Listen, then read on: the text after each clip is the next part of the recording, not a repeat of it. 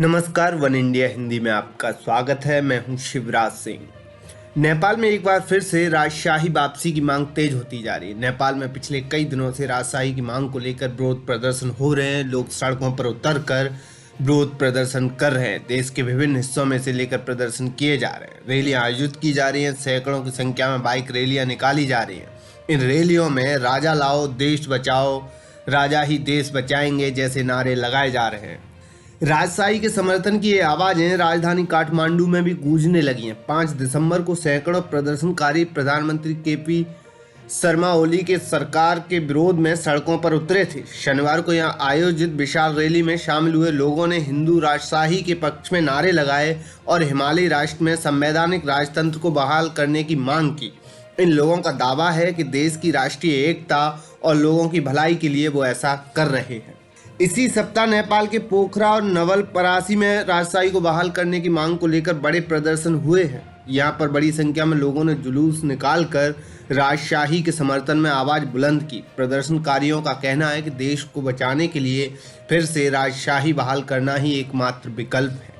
इन प्रदर्शन की खास बात यह है कि इनमें शामिल होने वाले लोग युवा हैं। इन प्रदर्शनकारियों में नेपाल के पीएम केपी ओली के खिलाफ काफी गुस्सा देखा जा रहा है। नेपाल के लोगों में चीन की दखलंदाजी से भी नाराजगी है। देश के युवाओं को लगता है कि नेपाल चीन की कठपुतली बनता जा रहा है। वहीं केपी ओली के भगवान राम पर दिए बयान से भी लोगों में नाराजगी है।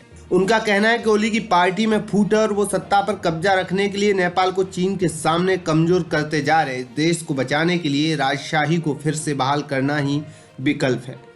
बता दें कि नेपाल में राजशाही की सबसे पहले मांग करने वाली प्रमुख पार्टी राष्ट्रीय शक्ति नेपाल है, लेकिन अब इसमें कई संगठन भी शामिल होते जा रहे हैं। अब इन विरोध प्रदर्शनों में राष्ट्रीय नागरिक आंदोलन, वीर गोरखाली अभियान जैसी कई गैर राजनीतिक पार्टियां भी शामिल हैं।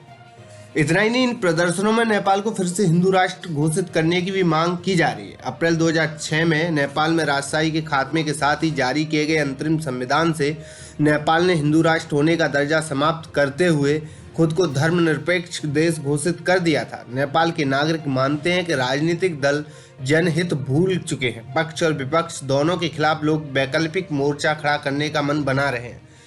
समसामयिक विषयों के विशेषज्ञ विश्वास बरल के अनुसार लोग मानते हैं कि सरकार कोविड-19 और भ्रष्टाचार नियंत्रित करने में विफल रही, संघीय ढांचे को भी पुख्ता नहीं कर सकी। इसके मद्देनजर यहाँ लोग सड़कों पर उतरकर प्रदर्शन कर रहे हैं। गौरतलब है कि देश में इस तरह के प्रदर्शन लगातार जारी हैं। इन लोगों का मानना है कि ऐसे ही देशवासियों में एकता आ सकती है। इस खबर में फिलहाल इतना ही। तमाम अपडेट के लिए बने रहिए वन इंडिया हिंदी के साथ।